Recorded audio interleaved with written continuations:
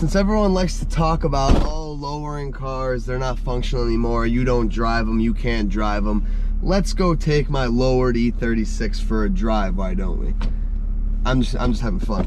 Well, a lot of people do say that, but I'm mainly joking. But there is people out there, not that I'm saying any of my viewers out there, there's people that, you know, they think once you lower a car, you can't drive the car, and that all comes down to how well you understand how to dial in suspension. As I showed you guys this car when I put the wheels on it, front fenders are nearly clapped because Buddy didn't know what he was doing. I don't know for sure, but the way they look is basically someone who tried to lower a car too low with big tires. You gotta learn tire sizes, camber, clearance, all that. You see when I'm driving this car, full lock, fender is nearly touching the tire, but it clears. So anyway, let's hop on the road, take this thing for a ride, and see how a slammed E36 handles. Right off the rip, I will say, when you put a car on low pro stretch tires with coilovers, you are pretty much killing any sense of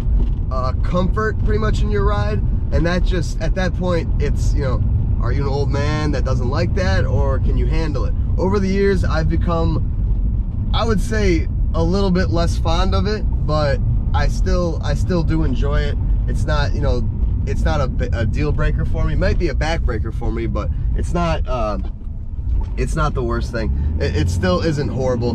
These are 40 profiles, so even though it's a stretch tire, you still have like decent tire profile, you know, between the wheel and the road. So the ride really isn't horrible, but I mean, it's stiff. You guys will see. We'll hit bumps in this video, and you'll probably hear the car creaking, and that just comes down to E36s suck, because they suck. Like everything rattles and stuff. I've talked about that before with these cars. But like, aside from that, it's just the car's gonna ride a lot stiffer, a lot more jagged, this and that. You're gonna feel the road a lot more. You're gonna feel what's worn out on the car a lot more. So I can tell clear as day, these front control arm bushings are gone. The steering wheel is a little shaky, but mainly it's just kind of all over the road, and it's not very, it doesn't feel very good. F-cabs will be done, tie rods will be done, and mind you, this car is no alignment yet. So my front alignment is shot, like gone. That was prior to me touching anything. Rear alignment probably isn't bad. Like I said in the other video, the toe is pretty goofed up when you slam a car, but toe gets really messed up when you start to camber it. This car, as I've bragged about, no additional camber, which is the best thing ever, because I really hate a cambered out car. That is the one thing growing up you start to really hate, right? Like, low cars are cool. I love low cars. Like, there's a reason all the DTM E36s were like tucking 18s, right? Like, the whole low cars aren't functional is a stupid argument.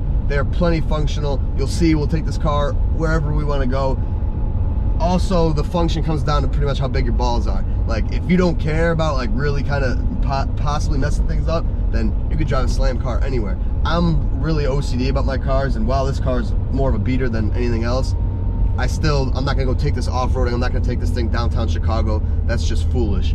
But low cars are plenty functional. You can almost hear, probably on camera, my goofy front control arm issue. But anyway, low cars are fine, but cambered cars suck. I hate the look. Drift cars, don't get me wrong, drift cars are sick. More front camber in the front, less in the rear. It's rear camber I don't like. My E46 is cambered out in the front, though it's not a drift car. All my cars are cambered out in the front. but just kind of how it comes to be. Front camber looks awesome. Rear, I really try to keep it minimal. This car is matching cambers, and if I had to guess, I would say -3-ish. I can't remember what BC's maxed out at, but my fronts are maxed. Rears, those arms are untouched. Like I said, my rear is natural camber, so it's still got the little bit of camber look. A little bit's not bad, but I'm talking like, I hate like the stancy stance cars like that. Like, I think a low car with no camber is very cool. So I was very excited to be able to fit these wheels and not need additional camber.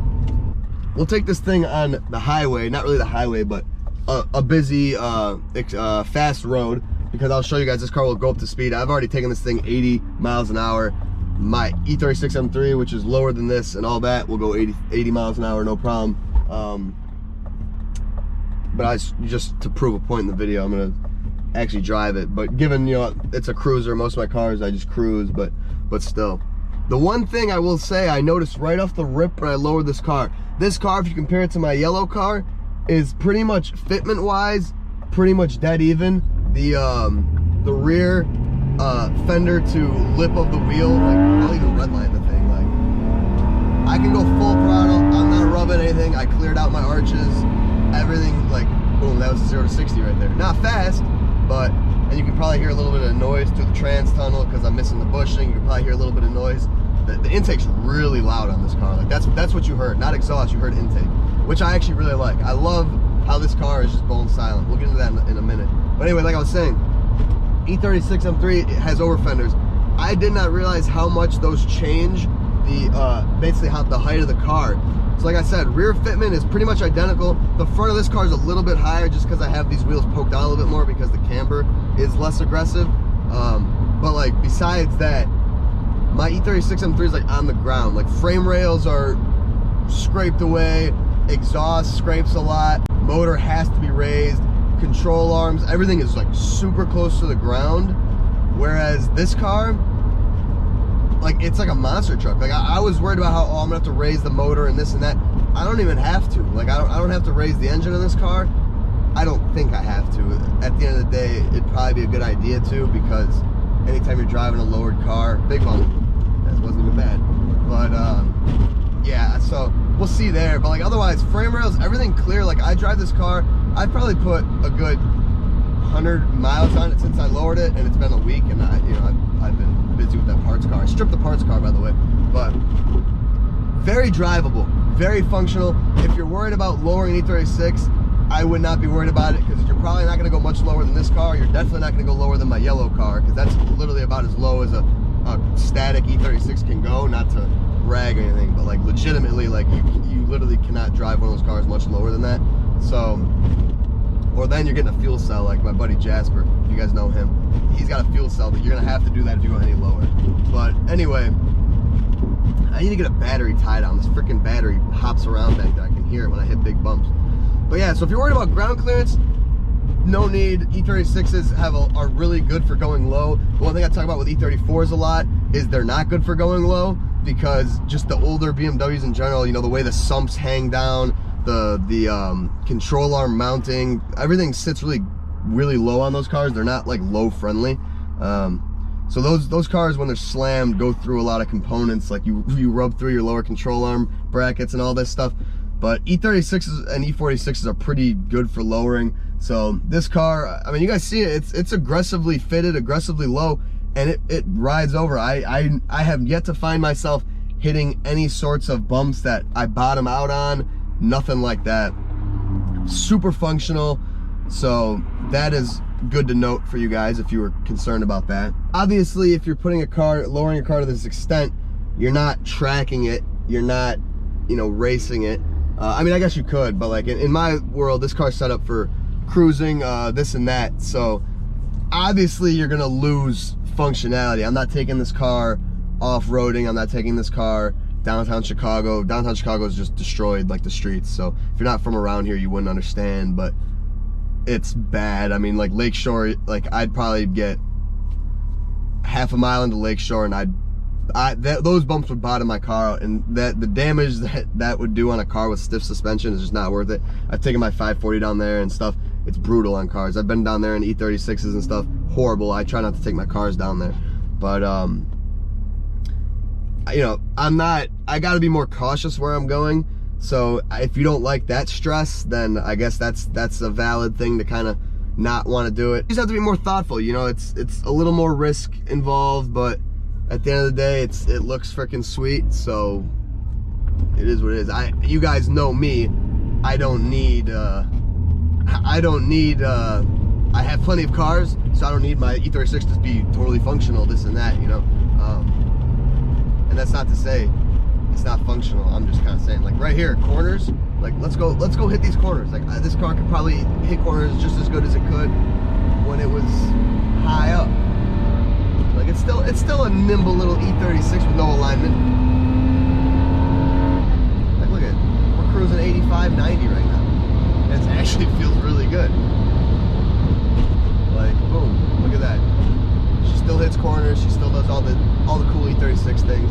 Not as comfortably and as good as a car that's more so set up for that type of stuff. But basically all I'm trying to say with this video is the car is still versatile, okay? You have a car, usually most people set up a car for drag, drift, track, autocross, street, stance. It is, you know, whatever. There's tons of things. And a lot of them can still do multiple things at once. But there's trade-offs, right? You know, like specific track cars or drag cars aren't good in other ways. Just like how this is, still can do pretty much everything, but it's not gonna do it as good as a car that's set up for it. That's all I'm trying to say. But I mean, like I'm cruising 70. So for those of you that don't believe that a slam car can cruise 70, here you go. I'm just a fun video. I'm just kind of talking trash, shooting the shit, because there is people out there that are like really. I think though it's been a lot more welcomed and a lot more understood by older people now. But I'm not even calling out just the older people. I'm just saying in general, like slamming cars is a younger person thing, right? For the most part. Me, I'll be 50 and I'll still probably do the same thing. Don't get me wrong, but like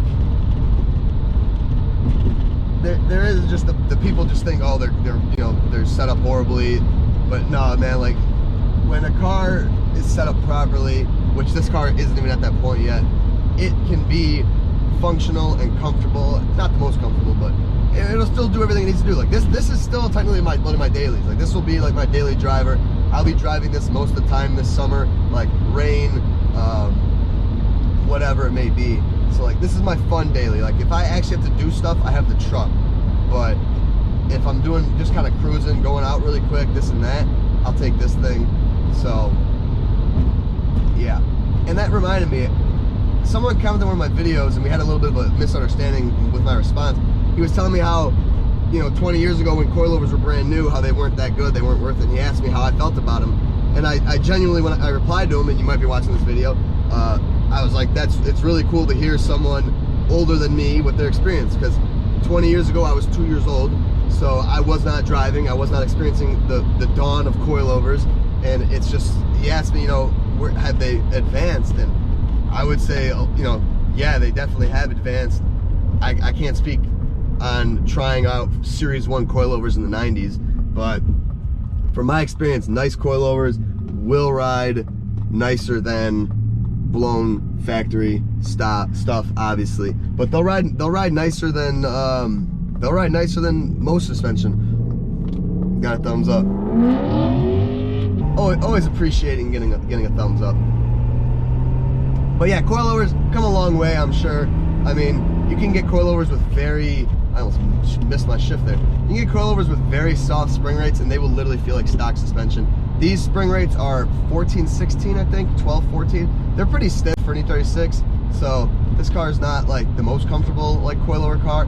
And at the end of the day, they're BCs. I'm not really a huge BC guy. I have a lot of cars on them, but like I've said before, it's more so just a accessibility thing, not a preference thing. There's a nice E30 chilling right here with a roof rack and all. Oh my God, rusty. I think that might have been glacier blue, or it was a silver. I couldn't really tell, but rusted.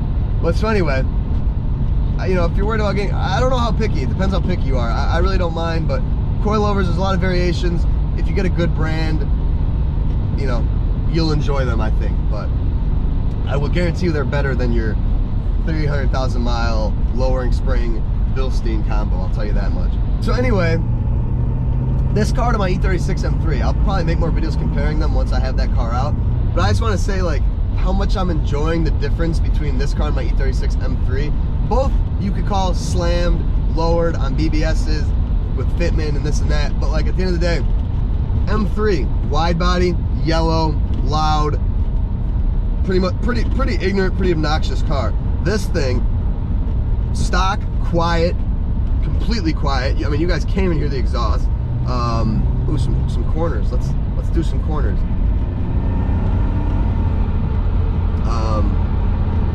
But yeah, this thing can still corner. Don't get it mistaken. But this car, stock body, silver, pretty dull color, and stock quiet, and I love it. I hate my S52 with a muffler delete. It is way too loud. It's super obnoxious, and it just feels like it's like asking for attention. It's so loud. Like obviously that car doesn't need attention. Between the yellow and the exhaust, that car literally is the most attention grabbing car I've ever owned in my life, besides my 62 Chevy. That thing, the lowrider around here, definitely breaks a lot of necks. But aside from that car, you cannot drive that car without being looked at, spotted, this and that. It's insane. This thing, while it's still sick and subtle, while it's still sick and just as cool and, you know, the same pretty much car overall, it's a lot more subtle with the silver. And I really am a fan of the stock body E36s. My dream, like when I was younger, was a stock body E36. Like I just want to own an E36, and I didn't know about over fenders at the time. And personally, I would probably choose a stock body car. That my M3 is a whole nother story of just kind of like I love it, like dream color, this and that, let's just do it. But like at the end of the day, to have this car fitting wheels on a stock body, I think just looks way better. It looks so cool. It's beautiful. These cars look beautiful stock.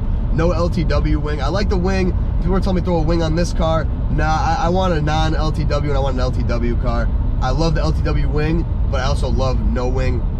Like, you guys don't understand, like this car is like my emulation, that might not be the right word, of like the perfect E36. Like this is what I have wanted since I was way young. I mean, E36s caught my eyes before E46s, and just a slammed RFs really make it, because I was, you know, when I was growing up, I was seeing E36s slammed on RFs because people have been doing this for a long time.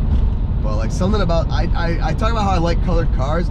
I love the silver. The silver with the BBSs and the polished lips and the silver faces looks so good. Everything about this car just looks so perfect to me. I literally cannot even tell you how much I've fallen in love with this car in the week that it has been set up how it is. Like, it is everything I've ever wanted, and I wasn't gonna keep this car. I didn't want to keep this car. I wasn't gonna fall in love with this car, and I kind of fell in love with this car. So it is what it is. But I just kind of want to end this video of me talking about how much I love this car, and it's nice to have the difference from my M3, which is a pretty loud, ignorant, attention-grabbing car. This car is a lot more reserved, but still makes a statement, right? So anyway, it's getting dark. I'm heading home. I'm gonna cut this here before it gets too long, because I'm just kind of rambling. Slammed E36s, perfectly functional. Don't let anyone tell you otherwise.